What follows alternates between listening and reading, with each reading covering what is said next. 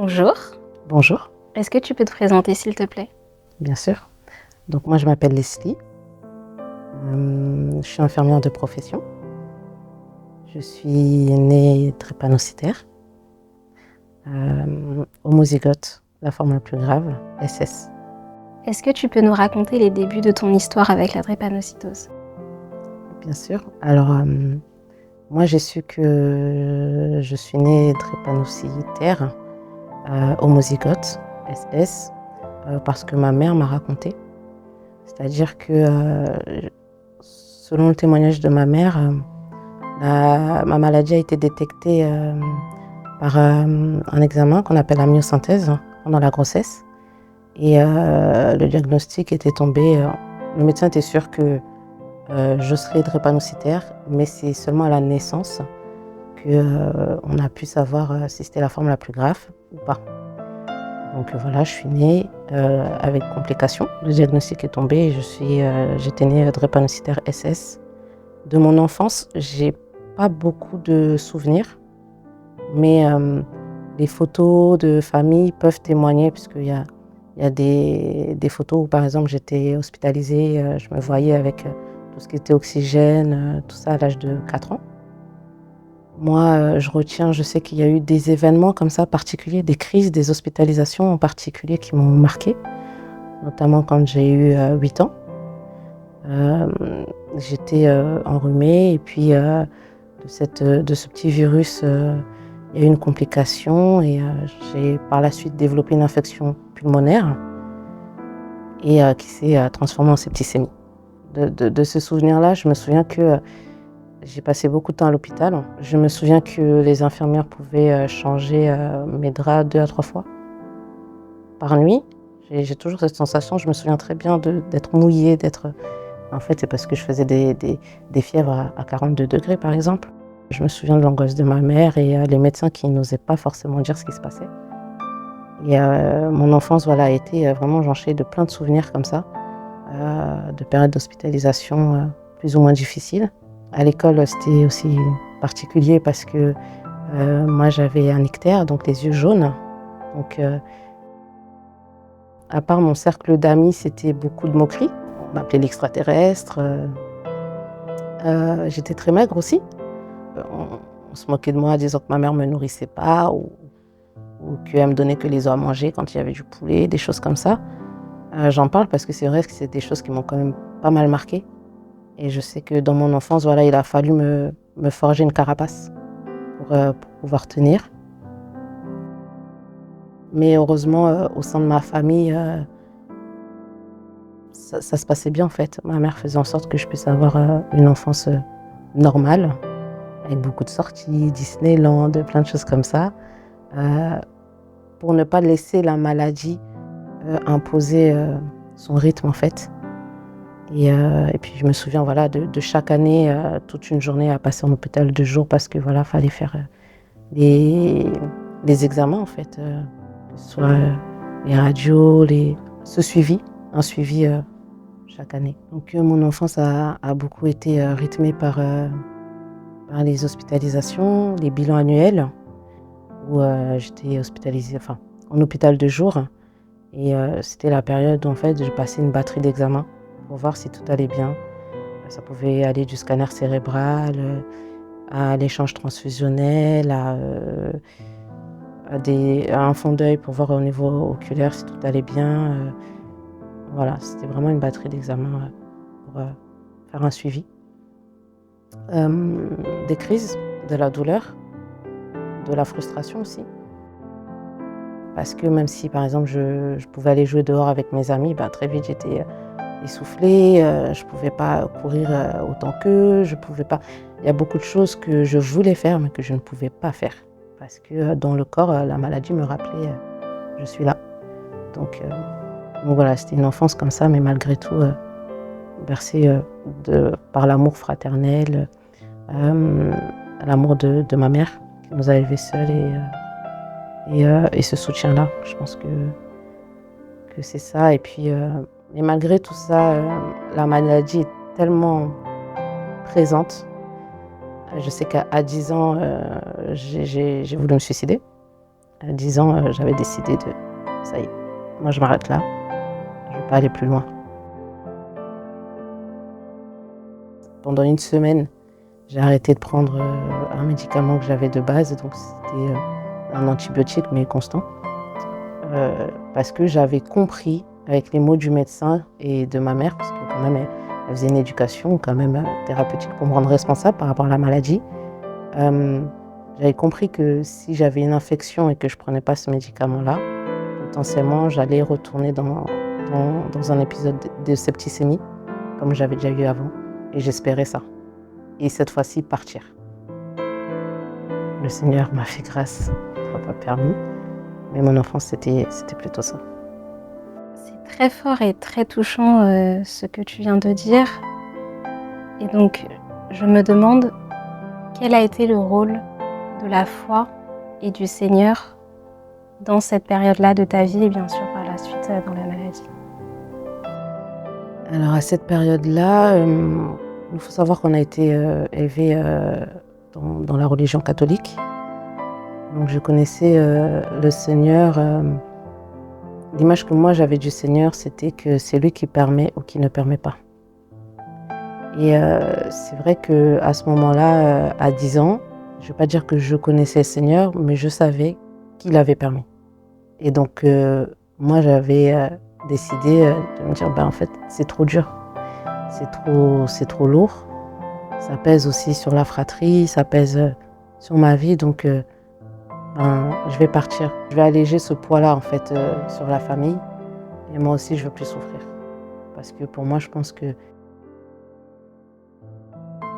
naïvement et par ignorance, que la mort serait ma paix. La mort serait ma paix, la mort serait la fin de mes douleurs. Et au moins ma mère, qui nous a déjà élevés seuls et c'était déjà pas facile, pourrait être tranquille. Donc moi, c'est ce que j'ai vu. Et si je dis merci Seigneur, il n'a pas permis, c'est parce que dans mon parcours avec la maladie, disons que j'ai trouvé un sens en le rencontrant lui, personnellement. J'ai compris pourquoi il a permis par la suite. Mais à ce moment-là, non, je voyais juste la paix dans la mort. Pour nous aider un peu à comprendre comment tu en es arrivé là, est-ce que tu peux nous expliquer avec tes mots les douleurs, les crises, comment est-ce qu'elles s'exprimaient, comment est-ce que tu les vivais? Mes crises elles étaient pas semblables les unes les autres. L'intensité est variée et elles venaient sans prévenir parfois, souvent. Quand comment dire ça? Pour moi, mes crises en fait étaient un empêchement pour moi de m'épanouir, parce que on pouvait prévoir de faire une sortie par exemple. Tout était prévu, tout était organisé, et le jour où il faut aller, faut faire cette sortie-là, donc voilà, dans la tête d'un enfant, on est content, on imagine déjà la sortie, et là, crise. Donc pour moi, les crises étaient vraiment synonymes de frustration.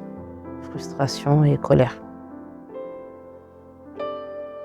Parce que je me disais, il faut que on me conseille de boire 2 litres d'eau par jour, je faisais ce qu'il fallait. De toute façon, ma mère, par son amour, veillait toujours à ce que je sois toujours bien hydratée. On faisait ce qu'il fallait, mais ça n'empêchait pas les crises. Et elle ne prévenait pas. Rarement, j'ai pu voir on a pu déceler qu'une crise n'allait pas tarder. Par exemple, comme j'avais un ictère, c'est vrai qu'à l'approche d'une crise, souvent mes yeux étaient beaucoup plus jaunes.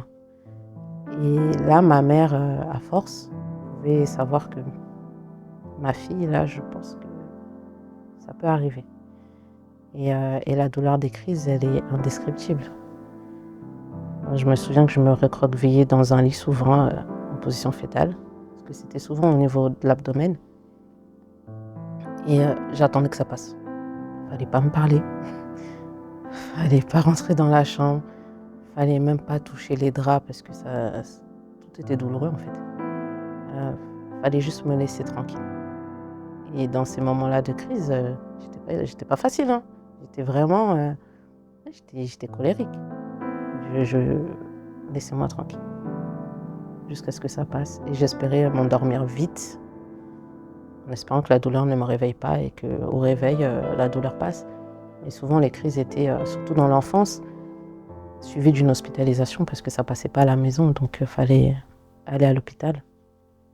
Et à force, on connaît le personnel médical, on a celles qu'on aime bien, celles qu'on aime moins bien, et c'était ça. Donc la seule joie que j'avais dans mes crises en tant qu'enfant, c'était de me dire, bon, ben, je vais revoir telle infirmière, telle puéricultrice. C'était à la limite la seule joie que je pouvais me faire du milieu hospitalier, qui pouvait m'encourager, quoi. Comment as-tu vécu ou comment décrirais-tu la prise en charge médicale justement? Moi, ce qui, en dehors de... Je me souviens de la douleur. Moi, la seule chose que je désirais quand j'étais hospitalisée, c'est qu'on calme ma douleur. Et il y a eu plusieurs moments où j'ai eu affaire à des médecins ou infirmières, enfin, le corps médical dans sa globalité, qui n'entendaient pas mon cri, qui n'entendaient pas ma douleur, parce que je la portais bien.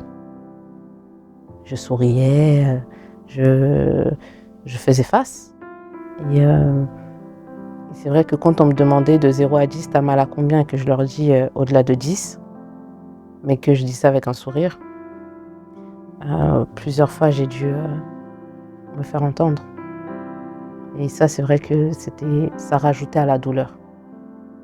Et à contrario, les fois où, que ce soit une aide-soignante, que ce soit une infirmière, pouvait voir ma douleur et entendait en fait ce que je disais, c'était comme un médicament. C'est-à-dire que psychologiquement, ça m'enlevait déjà un poids. On m'a entendu. Quand je dis que j'ai mal, elle m'a entendu. Et elle va agir pour soulager la douleur.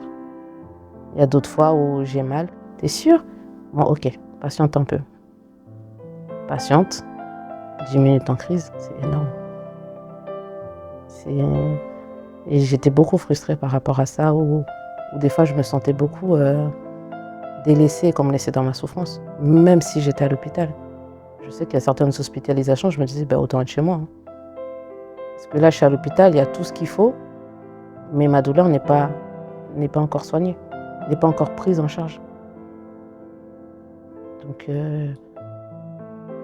Donc c'est vrai que à ce moment-là, la bienveillance, l'amour de son prochain que pouvaient manifester les membres du personnel, parce qu'il y en a quand même, était pour moi un peu une réponse et un soulagement, même si physiquement, la douleur était toujours là. Et je pense que c'est ce qu'on a, n'importe quel malade. On est d'abord des humains. Et les médicaments, oui. Parce qu'à contrario, si on me donne un médicament, comme ça peut être le cas en me disant c'est bon, prends ton médicament et en gros, laisse-moi tranquille, laisse-nous tranquille. C'est pareil, physiquement, je vais être soulagée, mais psychologiquement, c'est rajouter un mal. Donc le personnel médical, par sa bienveillance, a beaucoup à donner et à faire. Si j'ai bien compris, pour toi, il n'y a pas que le côté médicamenteux, il y a aussi le côté humain qui est très important dans la prise en charge de la maladie. D'ailleurs, par rapport à ça, pour la suite, parce qu'on a beaucoup parlé là de ton enfance, et pour la suite et l'évolution du traitement de la maladie, comment est-ce que la communication avec le corps médical s'est déroulée? Oui, effectivement, j'estime que pour l'avoir vécu, on est des êtres humains. On est des êtres voilà, un psychisme, il y a le physique. On ne peut pas délaisser l'un pour privilégier l'autre. Prendre soin, c'est global. Prendre soin de quelqu'un d'autre, c'est veiller à son état psychique, c'est veiller à ce qu'il soit bien à tous les niveaux. Un corps sain, mais une psyché abîmée ou autre, la personne ne sera pas bien. Et c'est pour ça que je dis que les deux doivent être liés pour sortir de là et dire j'ai bien été pris en charge. Ça m'est déjà arrivé d'être satisfaite de ma prise en charge à l'hôpital parce que j'ai vu que la personne que j'avais en face de moi a entendu mon cri et a agi maintenant sur le plan médical de façon à ce que je sois soulagée physiquement, mais aussi par sa bienveillance psychologiquement. Ça va ensemble. Pour un cas concret, un peu plus loin dans l'adolescence, c'était ma dernière crise. Du bassin jusqu'aux orteils, j'étais douloureuse. Impossible de marcher. Impossible de marcher. Avec ma mère, on est arrivé aux urgences. J'ai été face à un médecin. Et je lui ai dit, là, je sens plus rien, j'ai mal. C'est atroce. Et pour juger de ma douleur et de son intensité, elle m'a fait faire marcher tout le long du couloir. Une personne vient en disant qu'elle a été, a été amenée par sa maman, est douloureuse, en état de crise. Elle ne peut pas marcher, douleur du bassin jusqu'aux orteils, mais on m'a fait marcher pour voir si vraiment l'évaluation numérique, c'est comme ça qu'on dit ça, qu'on demande à une personne d'évaluer sa douleur de 0 à 10, était réelle. Et après avoir marché, parce que j'ai pris sur moi, elle estimait que non, finalement, j'étais douloureuse à 6 et pas à 10. Et on nous a renvoyés chez moi. C'est pour ça que je dis qu'on est d'abord des humains. Il faut d'abord voir l'autre. Il faut voir la souffrance de l'autre. Si on ne voit pas la souffrance de l'autre, on tape à côté. Pourquoi est-ce que tu prenais autant sur toi? J'avais pas le choix. Il fallait supporter. C'est vrai que j'avais le soutien de ma famille, mais c'est moi qui portais dans la chair, physiquement, la douleur. Il faut supporter. Moi, inconsciemment, je me suis construite une carapace de femme forte. Je me suis endurcie, mais vraiment. Je me suis vraiment endurcie. En me disant, là, t'as pas le choix. C'est où tu t'endurcis, t'avances. Ou tu laisses la maladie gagner et tu restes à terre. Et ma seule façon de pouvoir avancer, c'était de m'endurcir. De dire, ok, j'ai mal, c'est pas grave. Et j'étais focus sur ce que je ressentais physiquement, mais tout ce qui était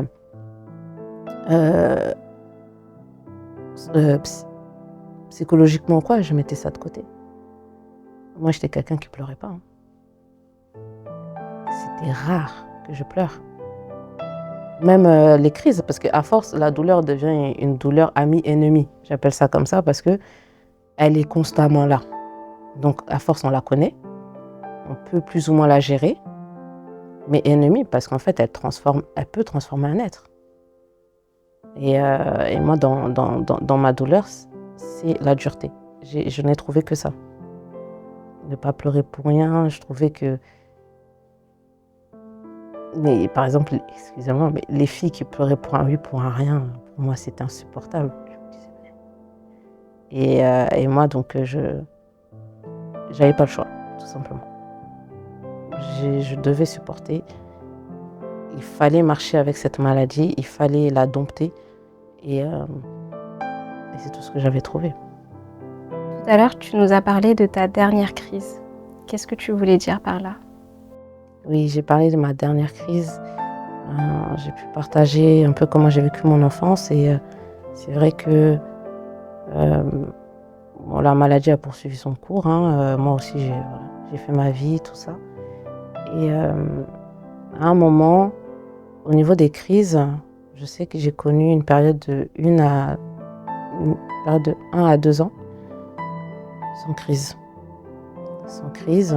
Et pourtant, j'étais pas sous protocole transfusionnel ou autre, mais c'est comme si la maladie s'était calmée en fait. Et je crois que c'était vers 15 ans.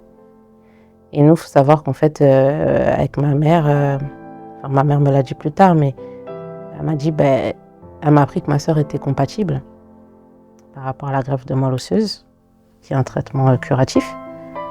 Et de là, à l'âge de 4 ans, les tests avaient déjà été faits et il s'avérait qu'elle était compatible avec moi. mais ils n'ont pas voulu me, me donner la greffe maintenant, me faire bénéficier de la greffe maintenant, parce qu'il fallait d'abord voir comment la maladie évoluait. Et donc du coup, c'est comme ça que sur des années, malgré la réclamation de pouvoir bénéficier de cette greffe-là, à chaque consultation, le médecin me disait on attend, il faut attendre. On attend notamment la puberté. On attend de voir comment la maladie évolue. Donc de mes 14 à 16 ans à peu près, c'était calme.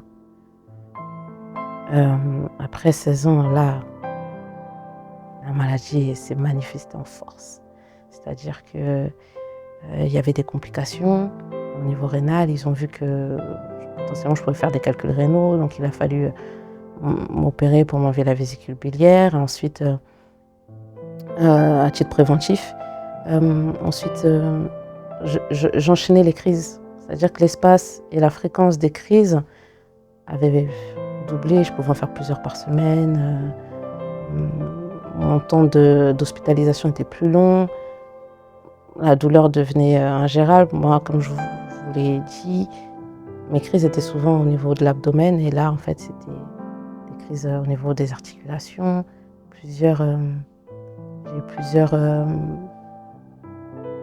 plusieurs syndromes thoraciques. Beaucoup de complications. Et je ne gérais plus. Là, même moi, c'était une douleur que je ne connaissais pas. Parce que j'étais habituée aux crises au niveau de l'abdomen, mais là, la douleur au niveau des articulations, pourtant c'est la même maladie, c'est le même mécanisme, je ne gérais plus. Je ne gérais plus et quand j'étais à la maison, j'enchaînais les anti-inflammatoires, les Doliprane, j'alternais comme ça toute la journée pour éviter d'aller à l'hôpital. Mais c'était pas suffisant et des fois je cachais même des crises à ma mère pour pas aller à l'hôpital. Donc je subissais à la maison, par choix, hein. Je ne voulais pas aller à l'hôpital. Et arrivé un moment où, 17 ans, dernière crise, parce que cette crise-là était tellement forte, ça en fait ça inquiétait les médecins tout simplement. Et c'est la crise où, c'est ce soir-là où on était parti aux urgences, parce que j'avais mal au bassin, tout ça. Mais la crise ne passait pas. Et là, c'était au niveau des articulations. Donc là, j'ai alerté ma mère, parce que là, j'avais 16 ans. 16 ans et demi, c'est un peu flou, mais... Et j'ai alerté ma mère que là, il faut que j'aille aux urgences, ça passera pas. Sauf que nous, on n'était pas véhiculés. Et il fallait aller à pied. On n'avait pas forcément aussi les moyens de payer un taxi ou autre. Il a fallu aller à pied et pour un chemin qui mettait 45 minutes d'habitude, avec les transports, on a mis... Et là, c'est des années après que ma mère m'a rappelé ça, parce que moi, j'avais plus de souvenirs. On a mis 2 heures. Parce que quand il fallait monter dans le train, moi, je ne pouvais pas. Et on a laissé passer plusieurs RER comme ça, jusqu'à ce que je prenne sur moi et que on avance petit à petit. Et là, arrivé aux urgences, donc je dis que j'ai mal, on ne me croit pas, on évalue mal ma douleur. On me donne un verre de coca, on me fait faire un bilan sanguin, scanner, tout ça. On me dit non, il n'y a pas besoin d'observation, on ne va pas la garder, vous pouvez rentrer à la maison. Si ça ne va pas, revenez. En général, c'est ce qu'ils donnent. On nous a renvoyés chez nous, on ne nous a pas proposé d'ambulance, on ne nous a pas... Juste rentré. Donc on est rentré, tant bien que mal. Arrivé chez moi, j'ai... Un enfant, quand il a peur ou autre, il se réfugie beaucoup chez ses parents. Et moi, je me suis allongée dans le lit de ma mère. Et je pense que j'étais en réelle souffrance là pour faire ça, parce que je me suis allongée sur le lit de ma mère et là, plus personne ne pouvait bouger en fait. Moi, j'étais juste allongée sur le lit. Et ma sœur voulait s'asseoir à côté de moi pour m'apporter son soutien. Et, sauf que j'ai hurlé. Et je leur ai supplié que personne ne touche le lit. N'effleurez pas les draps. Rien. Et, mais ça passait pas. La douleur augmentait. Ça me donnait la sensation comme si...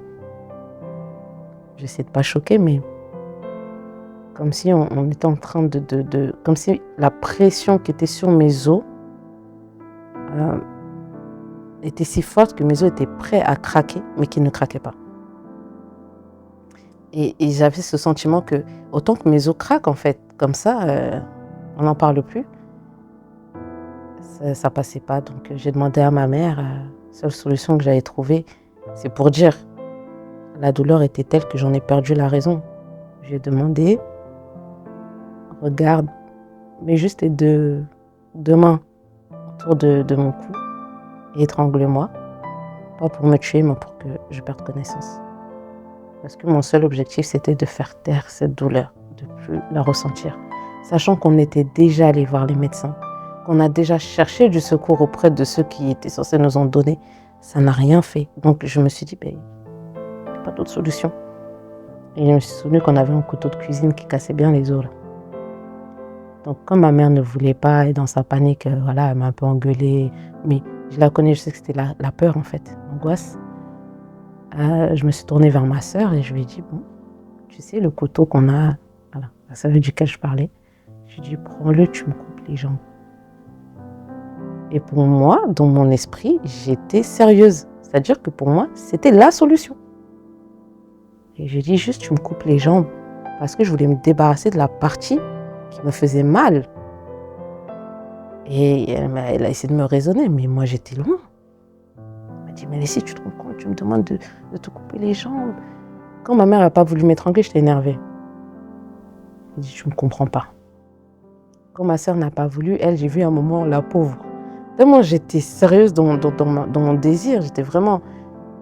Je pense qu'elle a dû se poser la question, peut-être c'est la solution. J'ai vu un peu d'hésitation, qu'est-ce qui se passe, Bien sûr, elle n'allait pas le faire, mais c'est pour vous dire la pression que je leur ai mis en fait pour moi me soulager de cette douleur. Et cette nuit-là, c'est là où vraiment, parce que le Seigneur, cette nuit-là, je me suis humiliée devant le Père. J'ai regardé, je suis allée voir les médecins, on m'a renvoyée chez moi. Ma famille ne pouvait rien pour moi. Et moi, j'étais là, j'étais douloureuse et j'étais fatiguée. Donc, dans mon âme, parce que moi, j'ai cet orgueil de vie, il faut savoir, en grandissant, j'étais bien dans le monde, quoi.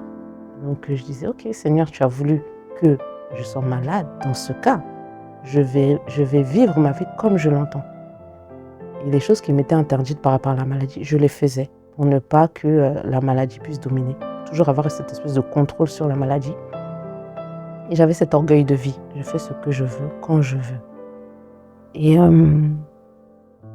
ce soir-là, en fait, je n'ai pas trouvé de secours.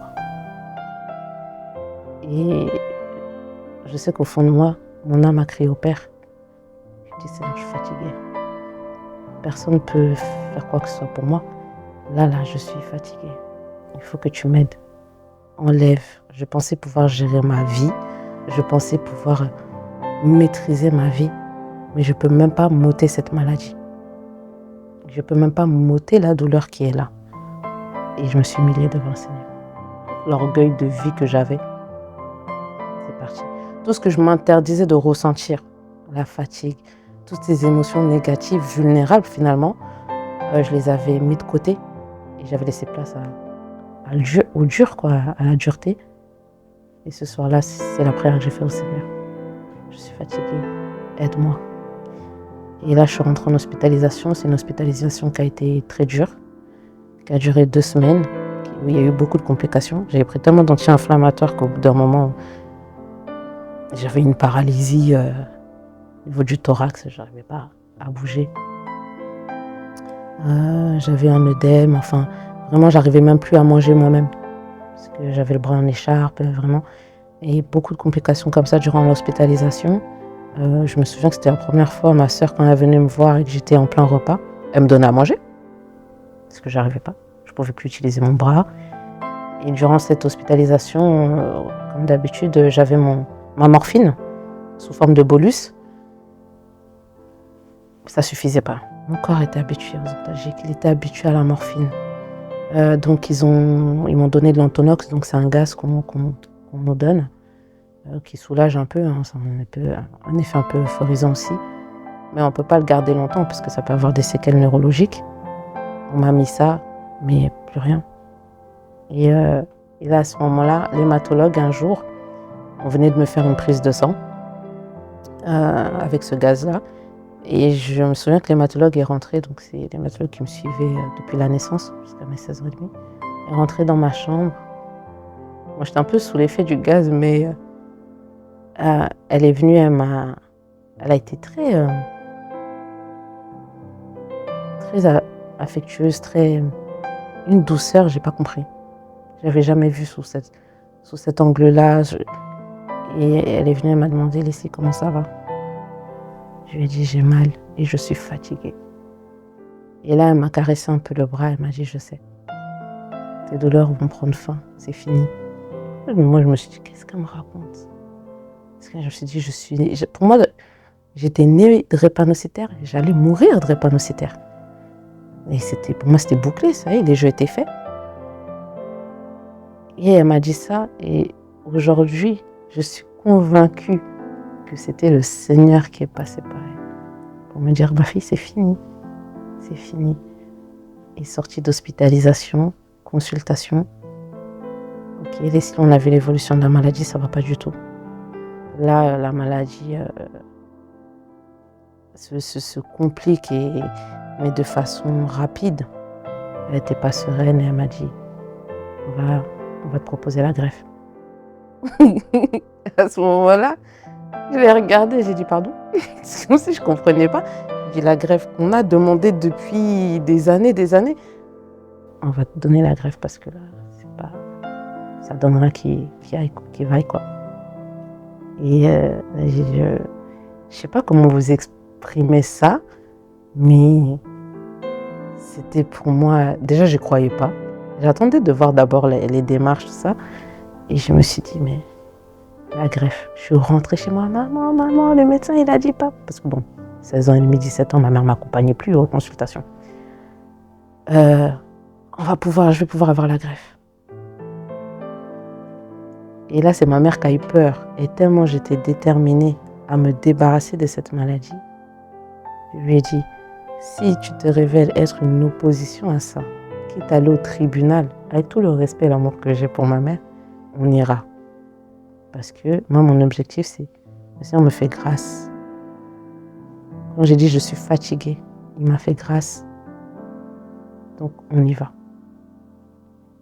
Et c'est pour ça que j'ai parlé de dernière crise. La dernière crise a été à l'âge de 17 ans.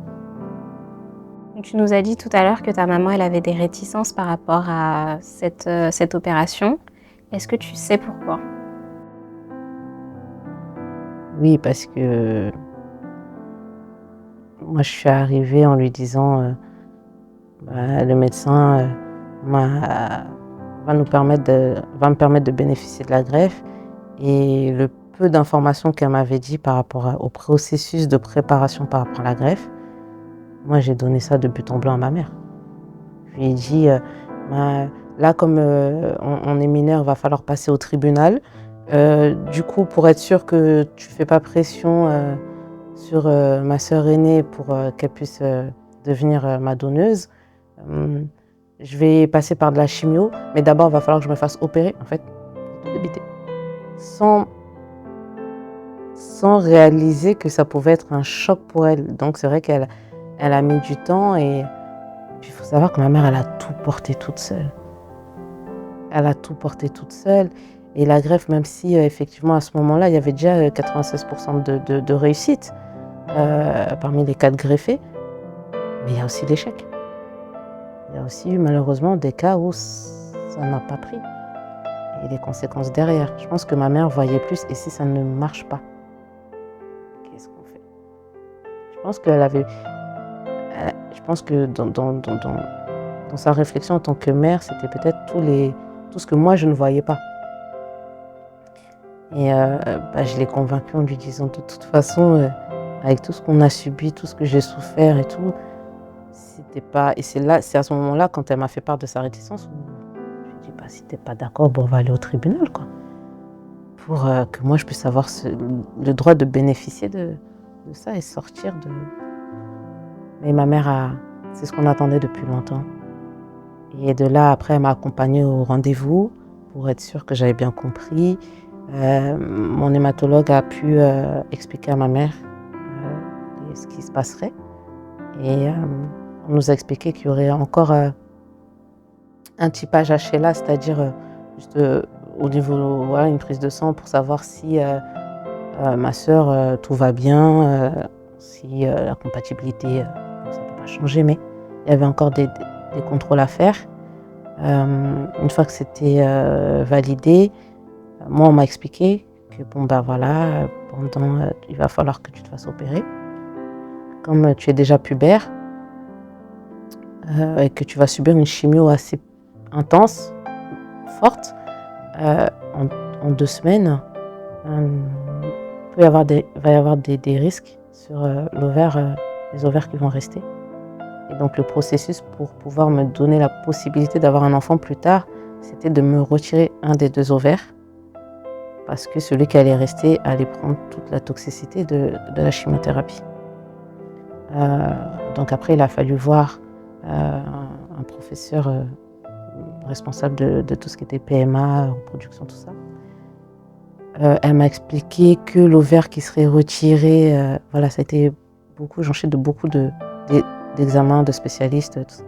Elle m'a expliqué que l'ovaire qui va être retiré va être coupé en 23 fragments, il va être cryoconservé. Et moi, dans ma tête, je voulais 4 enfants.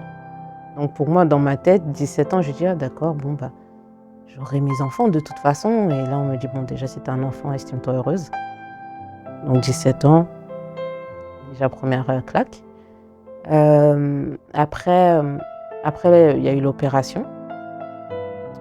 Une fois que c'était fait, très vite, il a fallu pour ma mère voir ce qu'elle faisait par rapport à son travail. Il y avait...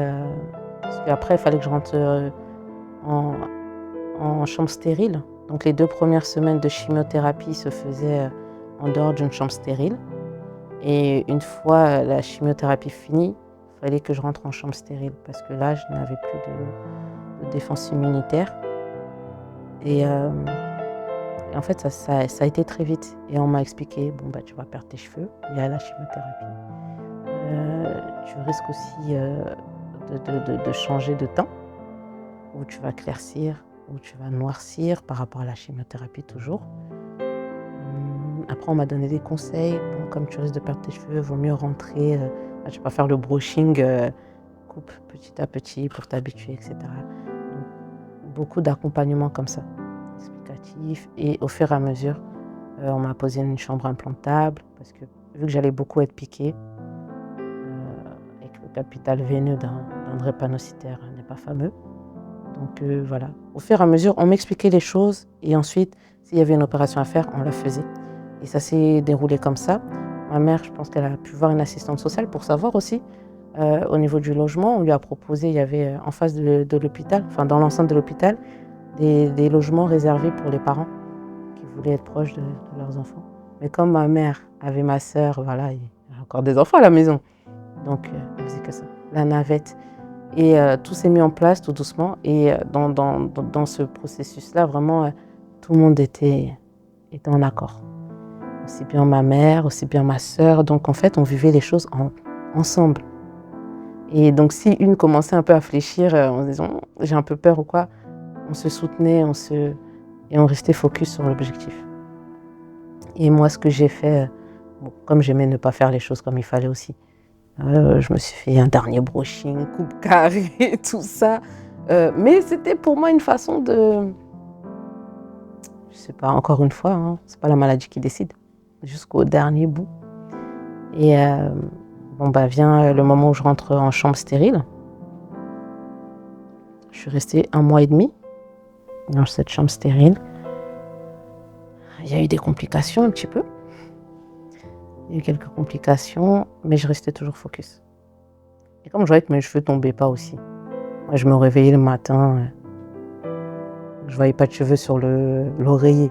Donc je me suis dit, peut-être je vais garder mes cheveux. Mais quand je voyais que cet espoir-là était en train de naître, moi je me suis dit, non, on t'a dit que tu allais perdre tes cheveux. Donc j'ai commencé à faire des tests comme ça. J'ai arraché mes cheveux pour voir.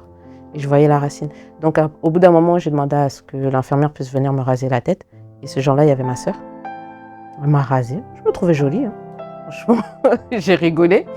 Et ça a surpris l'infirmière parce qu'elle m'a dit, mais d'habitude, tout le monde pleure. Mais moi, j'étais... En fait, tout ce qui pouvait être pénible, pour moi, c'était une joie parce que ça me rapprochait de mon objectif de guérison, en fait. Donc, je ne le prenais pas... Non, il fallait ce qu'il fallait. Mes cheveux, je vais les perdre, c'est pas grave, ça repousse. Et voilà, on a continué comme ça. Vient le moment où, en fait, je suis tombée en aplasie. Donc, c'était ça le but de la chimio. C'était de mettre toutes mes cellules sanguines au minimum vital pour pouvoir recevoir le greffon et éviter les rejets.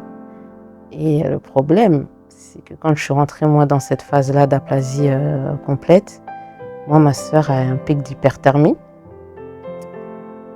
Il ne pouvait pas me greffer tout de suite. Mais maintenant, c'était la course contre la montre parce que je ne pouvais pas rester dans cet état trop longtemps. Ma sœur réveillait de la fièvre, donc ils l'ont chargée en antibiotiques, ils ont tout fait pour qu'on ne puisse pas dépasser d'une semaine. On était en retard d'une semaine déjà.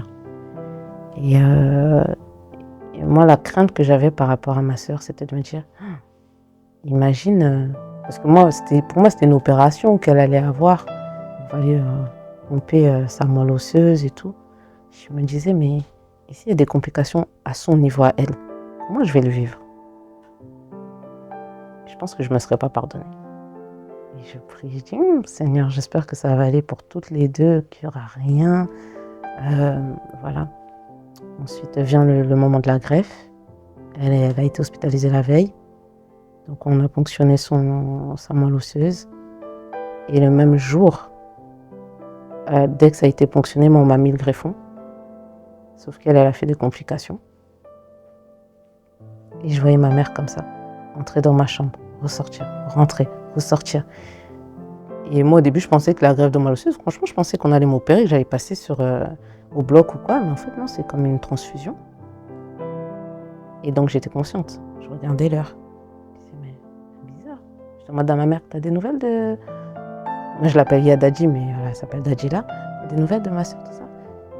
Je disais, non, t'inquiète pas, ça va aller. Mais je connais ma mère. Je voyais bien qu'elle restait forte, en fait. Mais une opération qui ne devait même pas durer, je crois, elle a fait 3 heures, 4 heures. Ça de réveil, elle ne remontait pas. Donc, du coup, j'étais même plus focus sur moi. Du coup, finalement, l'instant où je voyais passer la moelle, donc en fait, la greffe, quoi, je me disais, mais moi, j'étais focus sur qu'est-ce qui se passe au bloc. Mais en même temps, je voyais ma mère, je me disais, je ne peux pas lui poser trop de questions. La pauvre, elle va s'évanouir, elle va tomber. Comment? Trop de pression. Et après, quand ma mère m'a rassurée, c'est bon, elle est revenue dans sa chambre. Et là, une paix. Et là, j'ai pu me focaliser et retrouver cette joie. Ah, ça y est. Il y a le moment de la greffe, tout ça. Puis voilà, après, la greffe s'est bien passée. Je suis restée en chambre stérile. J'ai eu une bactérie. Et là, complication, j'étais mise sous cortisone parce que j'arrivais plus à manger. J'avais développé une angine, mais bien sévère, quoi. Sachant que déjà, la chimiothérapie avait abîmé l'intérieur de ma bouche parce que j'ai fait une mycite. En fait, c'est la peau, c'est comme si la peau de l'intérieur de la bouche pelait, en fait, jusqu'à la gorge et tout. Et c'est très douloureux. Bon, j'avais le droit au Mr Freeze à gogo. Donc. Mais ça, plus l'angine que j'ai eue, ça m'a vraiment mis dans un mauvais état. Et du coup, là où je pouvais sortir avant, ça a duré, en fait. Ça a duré parce que j'étais mise sous cortisone, j'arrivais plus à me nourrir. C'est posé la question de me nourrir. On m'a nourri par sonde nasogastrique. Donc en fait, la greffe s'est bien passée, mais une bactérie. Ah, mais... Et ça a rallongé, ça a ramené des complications. J'avais les yeux secs, je comprenais pas, enfin. Mais malgré tout ça, j'essaie de garder ma bonne humeur, quoi. Et après, est venue la sortie. Je continuais à faire l'école. Parce que j'avais le droit au début à prendre des cours. J'aimais bien les maths. Donc j'ai demandé les matières où j'étais un peu plus forte. Et jusqu'au moment où j'arrivais plus à suivre. Donc voilà, j'en ai profité aussi pour... je pouvais voir aussi une psychologue. J'en ai profité parce qu'avec mon frère, c'était un peu compliqué. Mon frère, moi, c'était chien et chat. Alors, autant ma sœur était toujours là, elle me soutenait toujours, mais mon frère, Je pense qu'il avait ses propres blessures et moi déjà malade et cadette. Beaucoup d'attention du coup de la part de ma mère. Et oui, ça a été violent. Il y a des fois où c'était violent entre lui et moi, autant verbalement. Genre, quand il y a une brebis galeuse dans la famille, on sait qu'elle va mourir avant, des choses comme ça. Mais au début, je ne comprenais pas, mais mine de rien, pendant la greffe, lui, bon, il avait son rapport avec les hôpitaux. Il n'était pas venu me voir, mais je savais qu'il était là avec moi malgré tout. Malgré que c'était houleux parfois, mais je peux dire qu'à leur façon, chacun m'a donné son soutien, même pendant la greffe.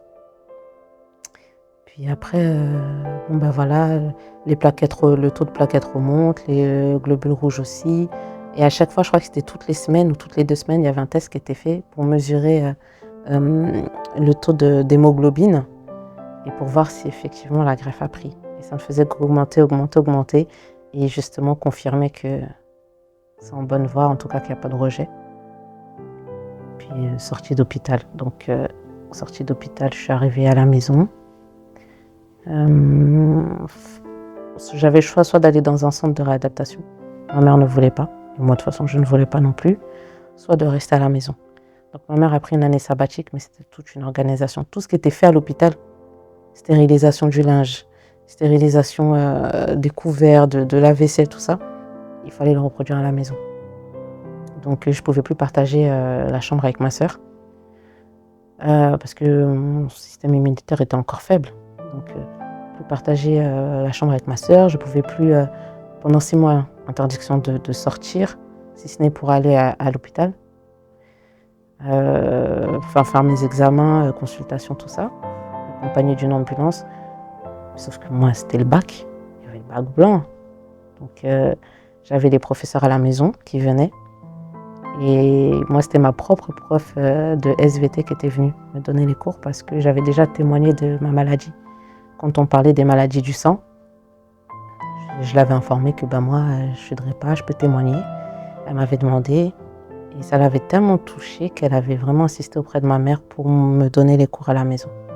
Donc tant bien que mal, on continue à se battre, ma mère continue à me motiver, je rendais mes contrôles comme tout le monde. Voilà, et ma mère a vraiment, je l'appelle mère courage. C'est-à-dire que chaque fois que je mangeais dans une assiette, il fallait stériliser, mettre ça au four. Mes repas, moi, c'était du jour, il fallait du frais. Donc, et si tu veux manger quoi? Ah, tu veux manger ça? Allez, faire les courses, juste pour moi, revenir. Le lendemain, pareil. Pendant 6 mois, elle a fait ça. Moi, j'avais des restrictions alimentaires. Pendant 1 an pour certains, pendant 2 ans pour d'autres. Mais petit à petit, voilà, moi je restais focus aussi sur ma vie, hein. Je voulais pas prendre du temps de retard à l'école ou autre. Donc malgré la greffe, je laissais pas la greffe encore une fois empiéter. Et j'avais négocié avec mon hématologue pour aller faire passer le bac blanc de français. Mais j'étais pas en bon état et c'était pas conseillé du tout. Elle m'a autorisée parce que de toute façon elle savait que, à force elle me connaissait, elle savait que j'allais y aller quand même. Et puis voilà, puis après je me suis rétablie petit à petit. Ah non. Après il y a eu d'autres complications parce qu'en fait il faut savoir qu'après la greffe il y a un suivi quand même. Au début c'est une consultation toutes les semaines, après toutes les 2 semaines, après une par mois et ainsi de suite. Pour finir à une par an. Sauf que moi, j'ai perdu beaucoup de poids. C'est-à-dire, quand j'étais malade, mon poids de base, c'était 50 kg. Donc, pour 1m72, c'est voilà. Et sauf que là, j'étais descendue en dessous des 45 kg. Ils ne comprenaient pas trop pourquoi. Ils se demandaient si c'était pas un début de rejet, parce que au niveau hépatique, au niveau du foie, tout ça, le bilan n'était pas bon. Et ils se demandaient si je faisais pas un début de rejet. Mais ça, c'est pas tout de suite, une fois sorti, c'est vraiment à la longue. On voit qu'on continue à faire les contrôles. Et moi, je restais, non, j'ai eu ma greffe. J'ai crié au Seigneur, j'ai eu ma greffe, c'est par sa grâce. Donc, ils étaient inquiets. Ok, vous êtes inquiets. Mais moi, pour moi, la greffe a pris. En fait, dans ma tête, j'ai refusé même l'idée que ça n'ait pas pris. Et la greffe, en fait, voilà, c'était ça. Mais le plus dur a été l'après-greffe en soi, sur le plan psychologique. Tu étais focus sur un objectif et l'objectif a été atteint. Donc, d'où venait cette souffrance psychologique? Elle est venue parce que moi, je m'étais identifiée à la maladie. Par exemple, pour moi, dans mon esprit, j'étais Leslie, la drépanocytaire. C'est-à-dire que la maladie faisait partie de moi, était en moi, était moi. Et j'avais plus ce décalage-là. Que la maladie était quelque chose en plus, mais ça ne me définissait pas. Et ça, il a fallu le savoir et l'apprendre. Et toute la carapace que je m'étais forgée, bien épaisse, bien costaud, petit à petit, elle s'est déconstruite parce que c'était bon. Je me connaissais avec la maladie, mais maintenant la maladie, elle n'est plus là. Qui je suis? Moi qui m'interdisais de pleurer. En fait, il y a un moment où j'étais très vulnérable, hypersensible. Et je pleurais tout le temps. Donc je ne supportais pas ça. Cette sensibilité-là, je ne l'aimais pas. Pour moi, c'était pas moi. Mais en fait, si, c'était moi. Mais sans la maladie. Il a fallu que j'apprenne, que je m'apprenne. En fait, et que j'apprenne à vivre sans la douleur aussi. En fait, c'est comme une renaissance, en fait, que le Seigneur m'a donné, en fait. C'est oublier tout le fardeau que la maladie a apporté. Et maintenant, il fallait que je sache qui j'étais sans la maladie. Et sachant qu'en parallèle, j'allais d'église en église. À ce moment-là, je ne savais pas ce que je cherchais. Et tout ça, ça s'est joué au même moment, en fait. J'allais chez les évangélistes, chez les protestants, chez les pentecôtistes. Je me cherchais à tous les niveaux. Et psychologiquement, spirituellement. Et je ne savais pas, en fait, ce qui se passait. Tout ce chamboulement dans ma vie, je ne le comprenais pas. J'étais proche d'une puéricultrice. Et cette puéricultrice-là m'a vue de la naissance jusqu'à mes 17 ans. Parce que j'étais suivie en pédiatrie. Et elle a vu qu'il y avait quelque chose qui n'allait pas. Et de là, elle a instauré en fait des groupes de parole pour les greffés et ceux qui étaient greffables. Et ça a été ma thérapie parce que je pouvais poser des mots sur ce mal-être en fait que je ne comprenais pas parce que pour moi, je devais avoir cette joie-là parce que j'ai fait des vérifications à mon niveau. Je sais que quand j'allais au collège, par exemple, il y avait une pente. Celle-là, pour moi, c'était une montagne. Je me disais à chaque fois que j'arrivais au bout de cette pente-là, j'étais essoufflée, épuisée. J'avais l'impression que mes poumons allaient sortir de mon corps. C'était horrible. Et c'est l'une des premières choses que j'ai faites pour voir si vraiment la greffe avait pris. Pour que je puisse y croire. Je me suis dit, bon, je vais affronter cette montagne. Et je l'ai faite. Et en fait, j'étais essoufflée comme une personne normale. Et c'est là où moi aussi, psychologiquement, je me suis dit, la maladie n'est plus là. La manifestation de la maladie, elle est vraiment plus là. Et là, tout un cheminement. Inconscient, hein, mais il a fallu que je m'apprenne, que je sache qui est Leslie. Et c'était un peu ça, quoi. Puis même physiquement aussi, j'avais changé. C'est des choses que avant j'avais acceptées, mais là, sans la maladie, je m'attendais à un changement, waouh, sur le plan physique. C'était pas vraiment le cas. Plein d'aspects comme ça. Et il y a eu ce groupe de parole où j'ai pu échanger parce qu'il y avait la présence d'un psychologue et d'autres jeunes comme moi. Et en fait, c'était ouvert. Chacun pouvait témoigner, chacun pouvait dire ce qu'il ressentait. À chaque fois que j'allais dans ces séances, je me disais, aujourd'hui, je pleure pas. Je pleurais. Franchement, je pleurais, mais ça me faisait du bien. Et le psychologue qui était là pouvait poser des mots sur ce que j'étais en train de vivre. Et c'est vrai que là, ça m'a aidée.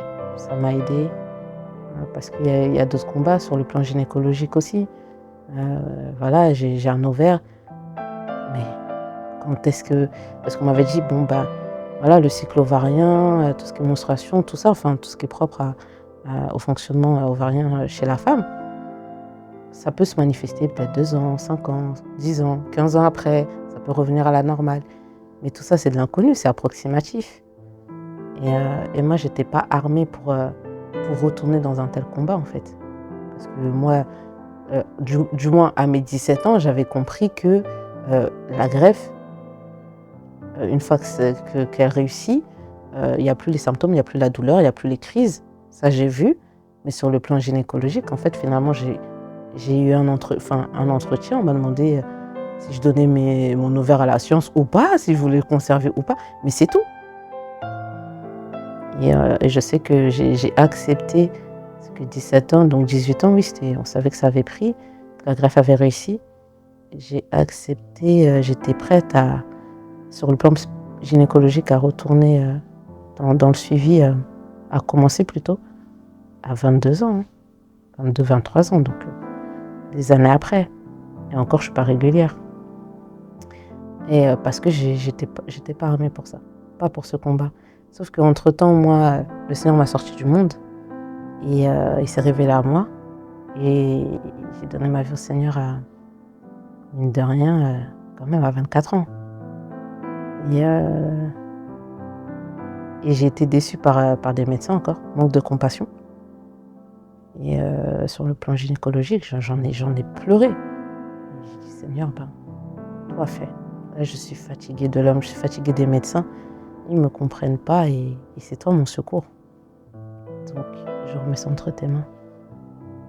Et c'est pour ça que mon suivi n'est pas trop régulier, mais parce que je place ma foi dans le Seigneur. Il a déjà fait pour la greffe. Pour moi, en tout cas. Mais je suis convaincue, moi, le Seigneur m'a accordé la greffe, mais il est souverain. Et s'il ne l'avait pas fait, je suis convaincue qu'il m'aurait donné cette force-là pour affronter la maladie. Et du coup, j'ai vraiment donné cette partie-là au Seigneur. Et j'essaye de faire un suivi au minimum. Mais quand on est face à des médecins qui vous disent, ou je demande un contrôle hormonal, du taux d'hormones, tout ça, on me dit, ça sert à quoi? Vous êtes quasiment ménopausée. Qu'est-ce que je veux dire? Je veux rien dire. Ou quand je demande un suivi pour voir s'il y a encore une activité ovarienne, la spécialiste de Saint-Louis, ça, elle l'a compris. On a essayé et oui, il y avait des choses positives, mais il fallait quand même un bon suivi bien assidu, et moi, ça, je ne l'ai pas fait. Parce qu'après, il a fallu faire une échographie pour voir où c'en était, etc. Je suis tombée sur un médecin où elle a vu que dans l'ovaire qui était là, qui avait subi la chimio, qu'il y avait un follicule. Et moi, comme je lui ai demandé, une femme de mon âge, j'avais déjà 24 ans, on a combien? Elle m'a dit, normalement 7. Je me suis effondrée. Elle m'a dit, pourquoi vous plaignez? Au moins, vous en avez un. En fait, elle m'a engueulée. Je n'avais pas le droit de m'exprimer, pas le droit de montrer ma déception. J'ai sorti de là, j'ai dit, j'arrête avec les médecins. J'ai dit, Seigneur, moi j'ai toujours voulu faire infirmière, donc voilà, le côté médical. Et bien sûr que le Seigneur peut passer par la médecine. J'ai aucun problème avec ça. C'est pas... Là, par exemple, moi, ma greffe, je l'ai eue. Effectivement, je suis guérie sur le plan physique. Certes, je suis passée par la médecine, mais c'est par la grâce. Je sais que c'est le Seigneur qui est derrière tout ça. Ça aurait pu ne pas marcher. Non, le Seigneur m'a fait grâce. Et faut... Comme je dis souvent, même à mes patients ou autres, vous savez, je crois en la médecine, mais j'ai foi en Yahushua. Ce sont deux choses différentes. Et ce qui fait que j'ai pu aussi, sur le plan gynécologique, j'ai dit, Seigneur, gère. Je suis fatiguée, moi je m'assois. Toi, tu gères. Je ne sais pas comment demain les enfants, je ne sais pas, mais tu gères. Et un jour où j'étais vraiment blessée encore par un médecin, il y a des bons médecins, hein.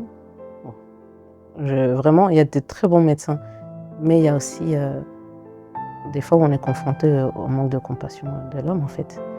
Et quand j'avais demandé, parce que j'étais très fatiguée, j'étais pas bien, j'avais demandé juste un suivi lambda, en fait. Et qu'on m'a répondu, ça sert à quoi? C'est bizarre, j'en reparle, mais ça m'a vraiment marqué. Ménopausée, ça sert à rien. Ok. Et j'étais découragée. J'étais Seigneur. Parce qu'ils veulent me donner. En vrai, ils m'ont proposé un traitement et tout, mais moi, comme j'ai remis ça entre les mains du Seigneur, ça, c'est moi. Ça, c'est moi, mon choix. Avec le Père, j'ai vraiment remis cet aspect-là entre ses mains et comment dirais-je, j'étais découragée et je dis peut-être qu'il faut que je prenne des médicaments. Parce que je ressentais, c'est comme si elle me disait, déjà tu prends pas les médicaments, puis tu viens te plaindre pour demander encore un bilan, pour demander un suivi. Et comme ça, on me reprochait ça en fait, indirectement. Et j'ai commencé à douter, je dis, Seigneur, peut-être faut que je prenne des médicaments, peut-être que nanani. Et je disais, mais Seigneur, j'ai tellement la foi, je peux pas me résoudre. Tout était à la maison. J'avais pris les traitements, j'étais partie les chercher à la pharmacie, mais je n'arrivais pas à les prendre. Et je me suis confiée au Seigneur et le Seigneur m'a rappelé une échographie que j'avais demandée dernièrement.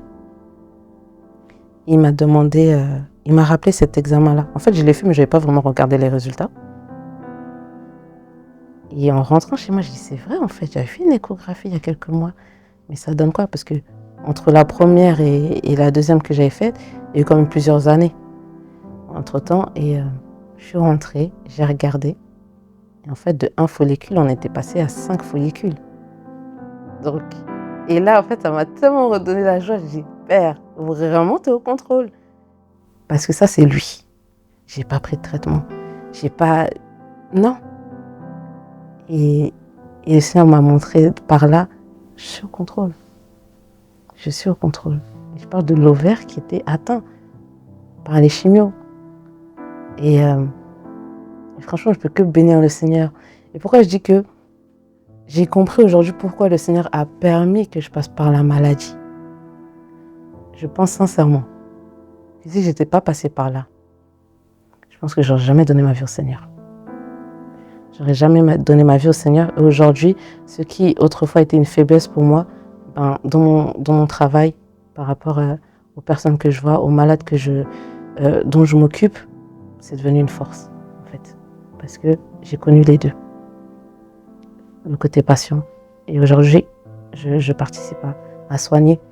Et là où j'ai pu être blessée, là où j'ai pu mal vivre certaines choses, je ne suis pas parfaite, loin de là. Le Seigneur me façonne encore même pour être l'infirmière qu'il veut que je sois. Mais aujourd'hui, c'est une force pour moi. Quand je vois là, je suis en maison de retraite, mais des résidents qui me demandent la mort, j'en ai marre, je veux mourir, je suis fatiguée. Et j'essaie de les encourager, comme Ronve, en disant, mais qu'est-ce que tu connais, toi tu es en bonne santé? Ah d'accord, là je prends une chaise, on s'assoit et on discute. Et là je peux témoigner un peu. Oui, aujourd'hui, mais ça n'a pas toujours été le cas. Et pour moi maintenant, vraiment ce qui était une faiblesse, ou une difficulté, ou je ne sais pas comment on peut appeler ça, une douleur, c'est vraiment devenu pour moi une force, en bien des choses. Et à travers tout ce parcours-là, je sais que le Seigneur est avec moi, le Seigneur est pour moi et fait toutes choses comme il le veut. Et au moment où j'ai besoin d'être rassurée, il me rappelle, parce qu'on a tendance à être oublié aussi, il me rappelle ce qu'il a fait pour moi, comment il agit dans ma vie. Et en fait, tout ça, ça augmente ma foi. Et je me dis, à chaque fois que j'ai des inquiétudes pour les enfants plus tard, j'ai pu... il y avait une émission qui avait été faite où Merveille avait pu témoigner. Ça m'a encouragée. La question des enfants, la question du mari, comment le Seigneur, dans sa perfection, en fait, trouve toujours un moyen pour m'encourager, en fait, et à continuer des combats qu'il y a post-greffe. C'est encore je sais que ça va m'apprendre beaucoup. Ça va m'apprendre beaucoup et la famille, moi j'ai la grâce d'avoir ma soeur qui a toujours été là, qui m'a toujours supportée. Ma mère qui franchement, mère courage, quoi, qui a toujours tout fait pour nous donner une bonne éducation, pour toujours être là, malgré la maladie, pour nous mettre à l'aise. Et je sais que sans ce soutien familial, je pense que j'aurais bien plus de mots que ça. bien plus de blessures au niveau de l'âme, bien plus de... Peut-être que la greffe, finalement, ça se trouve, je ne l'aurais pas faite. Peut-être que j'aurais peur, que je n'aurais pas été rassurée. Je pense qu'il y a beaucoup de choses que je n'aurais pas fait. Et l'amour, c'est vraiment un soutien. Et à contrario, par exemple, mon père, bon, ma mère m'a dit ça. Il fallait que je sois apte à l'entendre. Hein. Elle m'avait expliqué que, par exemple, notre père, lui, il est parti, j'avais 1 an et demi, mais en partie à cause de la maladie. J'avais assez de maturité pour l'entendre, mais je me dis, en fait, c'est malheureux. Aujourd'hui, le Seigneur a fait grâce, on est en contact, mais j'ai pu... Bon, il esquivait un peu, il me disait, sinon, comment tu vas? Parce qu'il n'osait pas mettre des termes. Et j'ai pu lui dire, le Seigneur, au début, je lui cachais, et puis le Seigneur m'a fait comprendre que non, il faut exposer les choses, il faut le dire. Et je lui ai dit ce qui s'était passé, ce que j'avais vécu. Les inquiétudes, au niveau des enfants, tout ça, enfin, en gros, voilà comment j'étais actuellement. Il m'a béni. Il m'a dit, mais ça c'est rien. Si le Seigneur veut te donner des quadruplés, il va le faire. Et vraiment, et ça m'a encouragée. Et je me suis dit, c'est dommage quand même. Parce que la maladie, en partie, l'a fait fuir. Pendant qu'en fait, on a besoin de soutien. On a vraiment besoin de soutien. Et l'entourage, c'est vraiment une force. Ils n'ont pas le nom de aidant en vain. Et ça, c'est important. Vraiment important. Je sais que ça n'a pas été facile pour eux. Parce que comme je dis, quand il y a un malade dans une famille, c'est toute la famille qui est malade. Parce que forcément, ça impacte à différents niveaux. Mais maintenant, on est une famille. Est-ce qu'on affronte ensemble? Ou est-ce qu'on se divise et la famille se détruit? Donc, vraiment, en tout cas, j'aimerais vraiment par là encourager encore tous les aidants naturels. C'est pas évident. Et que le Seigneur leur donne encore la force et le courage d'être cette force-là parmi les malades. Là, on parle de la drépanocytose, mais ça peut être toute autre forme de maladie. Donc, vraiment, le Seigneur a fait beaucoup dans ma vie, malgré la maladie. Et à travers la maladie, il a fait énormément de choses pour moi. Et je lui ai toujours dit, Seigneur, ce que tu as fait pour moi, je ne peux pas le garder pour moi. Il faut que je témoigne. Et aujourd'hui, il me permet de le faire. Et je suis vraiment reconnaissante de tout ça, en fait. C'est ce que je voulais partager. Amen. On va conclure.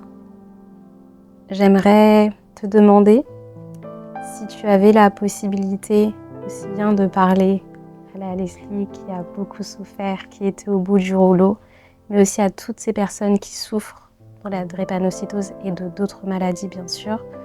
Si tu avais un dernier mot à leur adresser pour justement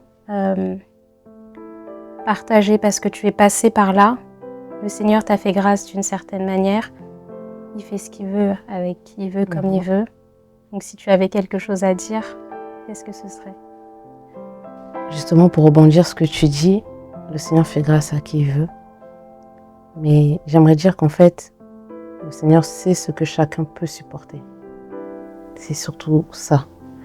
On a un Père, l'Élohim que l'on sert, il est amour. Et il ne peut pas donner quelque chose à un de ses enfants si c'est pour que cela le perde. Ça, c'est pas le Père que je connais. Donc aujourd'hui, j'aimerais encourager tous ceux qui sont encore drépanocytaires, parce que moi, certes, je ne manifeste plus les symptômes, mais ça reste dans les gènes. Mais j'aimerais dire que de faire confiance au Seigneur. C'est pas parce que moi j'ai la greffe que je suis plus aimée du Père, pas du tout. C'est que j'étais fatiguée. Et je pense que le Seigneur savait aussi que plus loin, ça n'aurait peut-être pas été. J'en suis convaincue. Et j'aimerais juste encourager les drépanocytaires et tous les malades de faire confiance au Seigneur et qu'il ne donne jamais quoi que ce soit, quelque épreuve qui soit au-dessus de nos forces. Et que par là, ils puissent marcher avec foi. Et le Seigneur fera comme il veut selon son fils, selon sa fille, il fera. Mais de ne pas se comparer.